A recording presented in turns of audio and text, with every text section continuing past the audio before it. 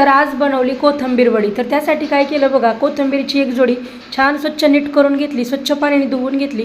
त्यानंतर यामध्ये बघा 3 ते 4 हिरव्या मिरच्या, 5-7 लसणाच्या पाकळ्या, थोडा आल्याचा तुकडा, थोडेसे जिरे आणि ओवा आणि थोडीशी कोथिंबीर मी मिक्सरमधून छान असं फिरवून घेतली होती, ती यामध्ये टाकली। त्यानंतर यामध्ये 3 ते 4 चमचे बेसन पीठ टाकलं, अर्धा चमचा हळद, अर्धा चमचा लाल तिखट आणि चवीपुरतं मीठ टाकून बघा अगदी थोडंसं पाणी टाकून याचा छान असा घट्टसर गोळा मळून घेतला।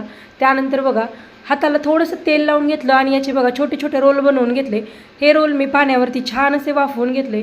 त्यानंतर बघा याचे छोटे छोटे असे काप बनवून घेतले, म्हणजे कोथिंबीरच्या वड्या बनवून घेतल्या। आता या वड्या मी तेलामध्ये मस्त अशा खरपूस फ्राय करून घेतल्या। तर बघा मीडियम गॅसवरती मी या वड्या छान अशा कुरकुरीत होईपर्यंत फ्राय करून घेतल्या। तर इथं तयार झाली आपली मस्त अशी कुरकुरीत कोथिंबीर वडी। चला, आता व्हिडिओ आवडला असला तर पटकन चॅनेलला सबस्क्राईब करून घ्या।